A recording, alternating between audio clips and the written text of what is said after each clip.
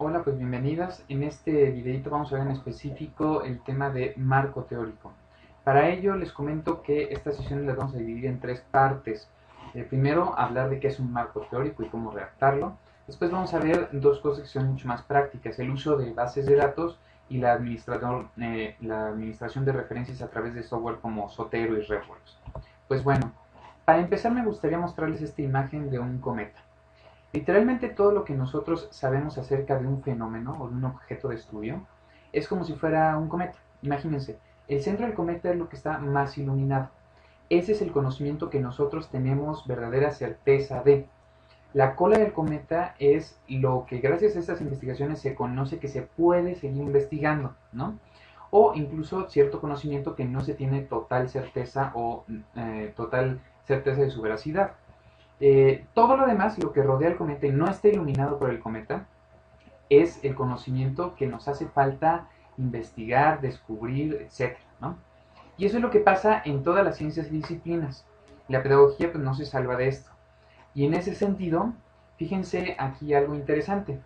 El estado del arte o el estado de la cuestión, decir que yo voy a redactar un estado del arte, es decir que voy a escribir todo lo que se ha escrito hasta el día de hoy sobre un fenómeno en específico, ¿ok? Es decir, el estado del arte es, repito, todo lo que se ha escrito acerca de un fenómeno en específico hasta el día de hoy.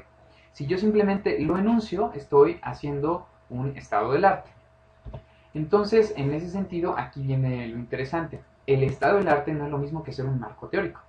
Un marco teórico implica tener ese estado del arte y después analizarlo, sintetizarlo, reflexionar acerca de, desmenuzarlo, llegar a conclusiones, etc.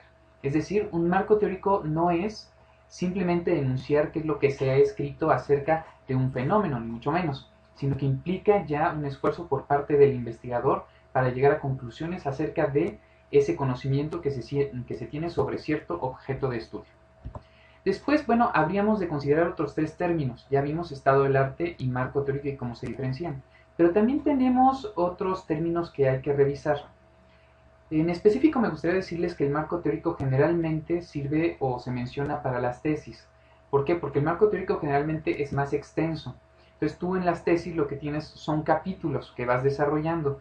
Capítulo 1 tal, 2 tal, 3 tal, y todos son acerca del marco teórico. Existe otro término que se usa en la investigación que se llama referente teórico o revisión teórica. Y en ese sentido, esto es lo que generalmente está contenido cuando nosotros redactamos un artículo o paper de investigación. Generalmente es muy breve y sucinto y simplemente es para decirle al lector qué es lo que estamos nosotros considerando o desde dónde nos estamos moviendo los supuestos teóricos para la investigación que les vamos a mostrar. Y después existe otro tipo de hacer, digamos, una revisión del estado del arte, que es el metaanálisis. Este es muchísimo más complejo en el sentido de que, como su nombre lo dice, metaanálisis, más allá del análisis, requiere un análisis de los análisis. Fíjense, si yo tuviera, y esto generalmente es a partir de 50 a 100 artículos que reviso, lo que hago es, tengo toda esta serie de artículos, toda esta serie de papers y demás, veo a qué conclusiones llegan, saco los índices que sacaron, veo las magnitudes del efecto que ya verán en la siguiente clase, etcétera. Y entonces yo lo que hago es un análisis sobre todos los análisis que se hicieron y llego a una conclusión. La verdad es que en esta clase pues únicamente vamos a llegar a hacer un referente teórico, ¿no? Pero ustedes cuando lleguen a su proyecto de titulación tendrán que hacer un marco teórico. Y pongo también esta parte del estado del arte porque al día de hoy existen muchas instituciones, como yo por ejemplo les recomiendo mucho que revisen los estados del arte del COMIE, ¿no? Del Consejo Mexicano de Investigación Educativa, donde ponen todo lo que se ha escrito acerca de un tema. Entonces, como tal, tenemos, repito, cuatro grandes formas de plasmar en un papel, que es lo que conocemos acerca de ese cometa, ¿no? De ese fenómeno.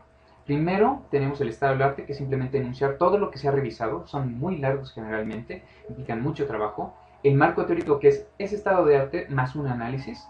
El referente teórico o revisión teórica, que simplemente es decir o acotar qué es lo que se va a revisar para efectos del estudio, y el metaanálisis, que alude a la revisión o al análisis de todos los análisis. Bueno, Y pues bueno, aquí lo interesante sería en específico el referente teórico, en qué parte, si ustedes se acuerdan de este sistema INRID, ¿no? Que es para cualquier paper siempre se escribe introducción, método, resultado y discusión. ¿En qué parte del sistema INRID se escribiría el referente teórico? Bueno, pues la respuesta es en la introducción. En la introducción es donde se plasma en específico el referente teórico. ¿Okay? Ahora, hay tres tipos de referentes teóricos o de marcos teóricos. Aquellos que organizan o que se organizan a través de paradigmas, es decir, yo primero en el referente teórico reviso las teorías conductistas y luego me voy al humanista y luego al cognitivismo, después al constructivismo, después a la sociocultural, es decir, organizo la revisión a través de estos paradigmas, o yo lo puedo hacer cronológico, por ejemplo, en las competencias, pues cuando se empieza a esbozar todo este término, bueno, algunos me matarán, pero es con Jacques Delors y todo esto, y después de ahí podemos ver y pasar a Jacques Tardif con uno de sus primeros textos sobre competencia, después Philippe Renaud, Frida Díaz Barriga con esto del aprendizaje auténtico situado, después de ahí nos vamos a Carles Monereo, después ahí a César Cola las conclusiones a las que llega, etc. Es decir, cronológicamente yo puedo organizar también una revisión teórica. Y por último, yo también puedo hacer una revisión teórica por enfoques, es decir, desde lo que le compete a los alumnos, desde lo que le compete a los docentes, en el discurso de la política educativa, etc., ¿no? O sea, yo agarro, por ejemplo, actores o diferentes discursos y organizo mi referente teórico por enfoques. Bueno, y ahora sí viene la pregunta. ¿Cómo entonces analizamos y reflexionamos sobre este estado del arte para después convertirlo o en un marco teórico o de forma muy pequeñita en una revisión teórica? Pues de la siguiente forma, como ya vimos en el articulito de Anderson, es un artículo muy viejo pero buenísimo, la primera forma que nosotros tenemos es a través de fichas de trabajo. Fíjense, para que vean que yo también hago mis fichas de trabajo cuando hago revisiones teóricas. Literalmente tú vas poniendo en cada uno de las fichas extractos de los diferentes artículos, papers o libros que te hayan interesado, y una vez que los tienes y los clasificas, después lo que haces es los organizas. Y tal cual lo que va a pasar es que si tú los organizas, lo único que vas a tener que hacer es, parece que el marco teórico se escribe solo y literalmente tú vas pasando de una ficha a la siguiente y luego a la siguiente y luego a la siguiente y luego a la siguiente y se va construyendo tu referente teórico, ¿no?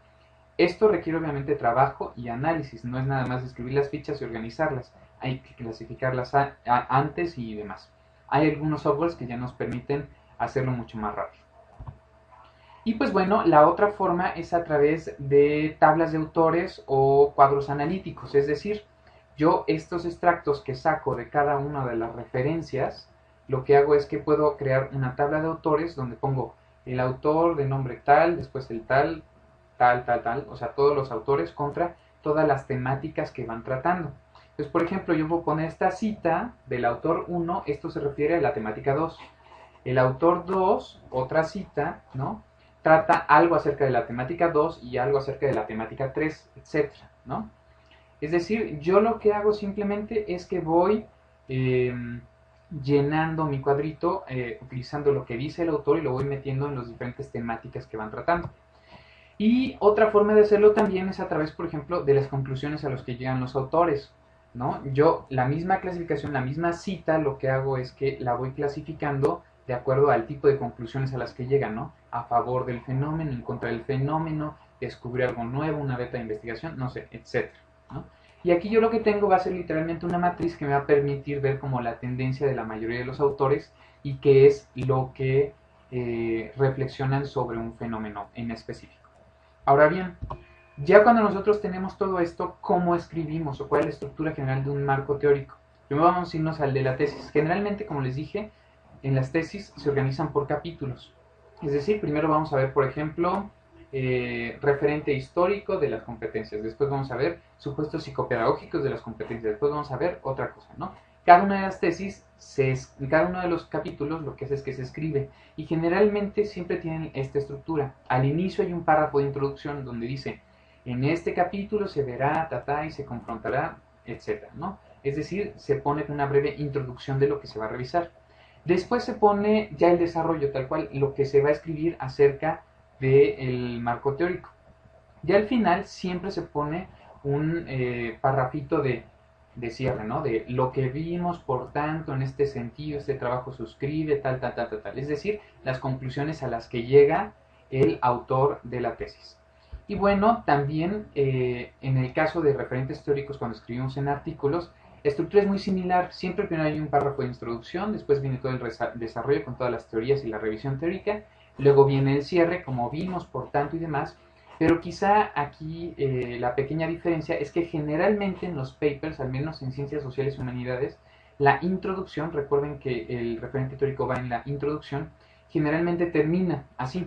Con base en lo anterior, las preguntas de investigación a las que intentará responder este trabajo son, y se enuncian las preguntas de investigación a las que se van a querer responder. Es decir, se pone todo el referente teórico y al final, antes de pasar al método, resultados y discusión, antes, o sea, al final de la introducción, se pone en específico cuáles son las preguntas de investigación a las que se van a querer responder en este trabajo.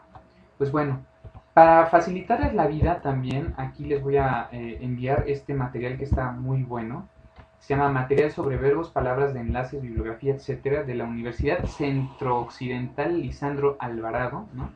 Y aquí en específico lo que hacen es que nos ponen una serie de verbos bastante interesantes, conectores y relación antes y después, es decir, nos clasifican como los diferentes conectores que nosotros podemos hacer en el marco teórico. Ya ven que ustedes van escribiendo y de repente dicen, y por lo tanto tal, ¿no?